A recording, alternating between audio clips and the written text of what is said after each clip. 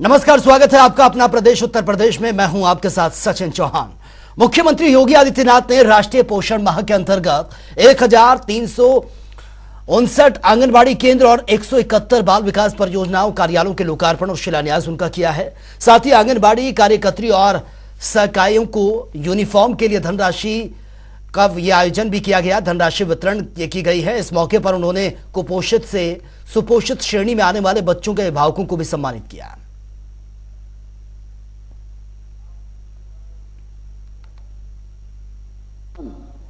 पोषण मिशन का जो कार्यक्रम प्रारंभ हो रहा है उसकी एक 6ठी वर्षगांठ है। आदरणीय प्रधानमंत्री जी ने 2018 में इस कार्यक्रम को प्रारंभ किया था। इस अवसर पर मैं प्रदेश भर के देश के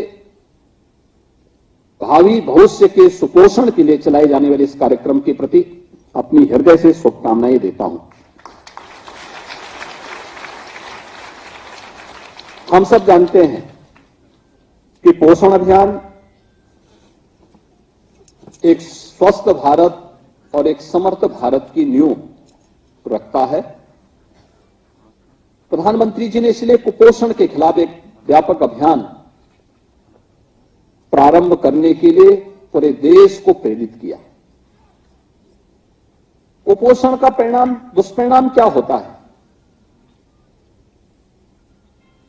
मुझे याद है पूर्वी उत्तर प्रदेश में इंसेफ्लाइटिस से मौतें होती थी और मौत भी 1 से लेकर के 15 वर्ष तक के बच्चों की होती थी। नए सदन में महिला आरक्षण बिल पेश कर दिया गया, जिसके बाद से सियासी गलियारों में बयानबाजी जारी है। एक और जहां राजनीतिक पार्टियां बिल को लेकर समर्थन जता रही हैं, तो दूसरी ओर इस पर कई सवाल भी खड़े हो रहे हैं। वहीं बीजेपी नेता अपर्णा यादव और बीजेपी विधायक आदित्य सिंह की भी प्रतिक्रिया सामने आई है, वो देख लेते हैं। मैं समझती हूँ आज भारतवर्ष में प्रत्येक महिला बहुत खुश है इस बिल के फ्लोर होने से पार्लियामेंट में। और आदरणीय प्रधानमंत्री श्री नरेंद्र मोदी जी की ये दूरगामी सोच का परिचायक है। जिस प्रकार से उन्होंने कहा है कि आरक्षण मिलेगा और महिलाओं को आरक्षण की आवश्यकता भी है, वो किसी भी जाति की हो, वो किसी भी वर्ग की हो, वो किसी भी जो है समाज से बिलोंग करती हो, वो किसी भी धर्म विशेष की हो, मगर अगर वो महिला है तो उसको आरक्षण मिलेगा। मैं ये मानती हूँ कि ये भारतीय जनता पार्टी का और आदरणीय प्रधानमंत्री श्री नरेंद्र मोदी जी का बहुत ही सराहनीय कदम है। और कहीं ना कहीं मुझे तो विश्वास ही नहीं हो रहा कि इतना अच्छा काम हो गया है। कब से हम लोग इस चीज़ के अपेक्षित थे, कब से हम लोग अपेक्षा कर रहे थे, लुक फॉरवर्ड कर रहे थे, मना रहे थे कि इस बिल को स्वीकृति मिले, संस्तुति मिले, और अब इसको लोकसभा में पेश किया गया है। ये बहुत ही बड़ा कदम है। आगरा दौरे पर राज्य मंत्री मनोहर लाल मन्नू ने कोरई के अटल आवासीय विद्यालय का निरीक्षण किया। साथ ही स्कूली बच्चों के साथ वृक्षारोपण कर राज्य मंत्री ने बच्चों को साथ में उनके भोजन किया है, उन्हें पढ़ाया भी। निरीक्षण के दौरान राज्य मंत्री मनोहर लाल ने भवन के छत से पानी निकासी और अधूरे पड़े काम को पूरा करने के निर्देश भी दिए हैं। और वहीं प्रधानमंत्री नरेंद्र मोदी के जन्म दिवस को प्रदेश भर में सेवा पखवाड़े के रूप में मनाया जा रहा है। और इसी कड़ी में वाराणसी में युवा चेतना के राष्ट्रीय संयोजक रोहित कुमार सिंह ने सैकड़ों महिलाओं के बीच साड़ी का वितरण किया है। इस दौरान रोहित सिंह ने कहा कि आज पीएम मोदी के नेतृत्व में देश तरक्की की राह पर आगे बढ़ रहा है। G20 के मंच ने भारत को विश्व गुरु के रूप में स्थापित कर दिया। साथ ही अब महिला आरक्षण लागू कर मोदी सरकार ने नारी शक्ति को सशक्त बनाने की तरफ एक ऐतिहासिक कदम बढ़ाया है। प्रधानमंत्री नरेंद्र मोदी जी के जन्म दिवस के उपलक्ष्य में युवा चेतना ने सेवा कार्य पखवाड़ा का आयोजन किया है। आज बनारस में हम लोगों ने माताओं और बहनों के बीच में साड़ी का वितरण किया है। प्रधानमंत्री मोदी जी के नेतृत्व में आज एक ऐतिहासिक निर्णय हुआ है। संसद में माताओं, बहनों, बेटियों के लिए 33% विधानसभाओं में आरक्षण दिया गया है। आज प्रधानमंत्री जी के जन्म दिवस के अवसर पर पखवाड़ा के तहत सेवा कार्य कार्यक्रम में माताओं और बहनों को सशक्त करने के लिए भी हम लोगों ने चर्चा किया है। भारत विश्व गुरु बनने की ओर बढ़ चुका है। महिला शक्ति के उद्गम के लिए, महिला शक्ति के उत्थान के लिए प्रधानमंत्री जी लगातार प्रयासरत हैं। यह स्वागत योग्य कदम है। और आज से श्री गणेश महोत्सव का शुभारंभ हो चुका है। वहीं करेला बाग लाल कॉलोनी में 10 दिन के लिए गणपति बप्पा को स्थापित किया गया है। इस दौरान भक्तों ने बप्पा की विधि विधान के साथ पूजा अर्चना की है, आशीर्वाद लिया। हमारे संवाददाता एसएम आमिर की रिपोर्ट आप ये देखिए।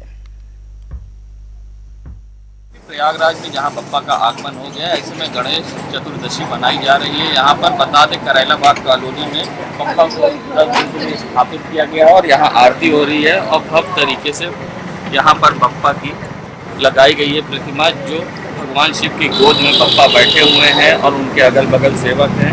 हम यहाँ बात करेंगे सदा सहाय फाउंडेशन अखिलेश सहाय जी से। बताइए आप बप्पा को देखिए, बप्पा का जो इस बार हमारा गणपति सदा साई फाउंडेशन 23वें वर्ष का आयोजन कर रहा है और बप्पा को गणेश चतुर्थी वाले दिन 10 दिन के लिए स्थापित किया जाता है। अनंत चतुर्दशी वाले दिन बप्पा अपने घर जाते हैं और हमारा इस बार 23वें जो आयोजन है हमारे सभी ये परिवार के जैसा है। बप्पा सभी की मनोकामना को पूर्ण करते क्योंकि वो विघ्न हरता मंगल मूर्ति प्रथम पूज्य हैं। और हमारे साथ ही इस प्रयाग में भी हमारे बहुत से ऐसे लोग हैं कि अब घर घर में गणपति जी की स्थापना हो रही है। बप्पा से यही हम विनती करते हैं सबकी मनोकामना को पूर्ण करे और हमारे साथ बहुत से हमारे भक्तजन हैं और इनकी भी मनोकामना को पूर्ण करे। अखिलेश सहाय प्रयागराज। तो और लोग से भी हम बात करेंगे। ये बताइए, आप लोग यहाँ बप्पा के आगमन की तैयारी करते हैं, जैसे महाराष्ट्र में बहुत तरीके से होता है, मगर आप यहाँ पर भी हो रहे, क्या कहिएगा? जय गणेश। मैं तो यही कहना चाहूँगी, जैसे गणेश जी हमारे घर में विराजित हैं और हम वैसे जहाँ जहाँ भी विराजित हैं सभी को आशीर्वाद दें और सभी की मनोकामना पूर्ण करें। बस यही मैं कहना चाहूँगी। मैं प्रीति सहाय। और लोग से बात करेंगे। आप लोग यहाँ आए बप्पा के दर्शन के लिए, भव्य आरती की है, कैसा लग रहा है? यहाँ आने पे मुझे बहुत अच्छा लगा और मैं इनको 23-24 सालों से जान रही हूँ।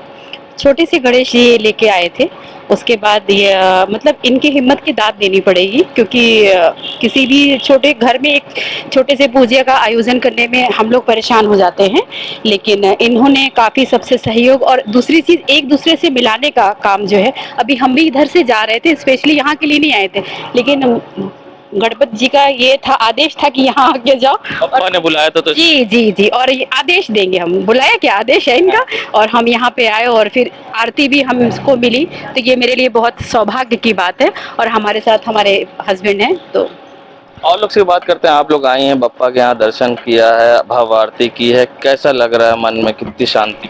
बहुत अच्छा, बहुत अच्छा, बहुत अद्भुत नज़ारा है गणेश जी का, बहुत सुंदर। इस बार अखिलेश भैया जो है गणेश जी को ले आए हैं, बहुत सुंदर श्रृंगार, रिद्धि सिद्धि शुभ लाभ के साथ आए हैं। विघ्नहर्ता मंगल मूर्ति सारे लोगों के विघ्नों को दूर कर मंगलमय करें और प्रथम पूज्य गणपति महाराज की जय हो, सदा आनंद बरसाते रहें। बोल गजानन महाराज की जय। सुना आपने, क्या कुछ कहना था महिलाओं का कि सदा हमेशा लोग सुख शांति समृद्धि लोगों पर बरसाते रहें, और इसी तरह से यहाँ पर बप्पा का आगमन हुआ है और भव्य नज़ारा है। पंडाल में लोग पूजा अर्चना कर रहे हैं और बप्पा के दर्शन कर रहे हैं। जनता टीवी के लिए सैयद मोहम्मद आमिर, प्रयागराज।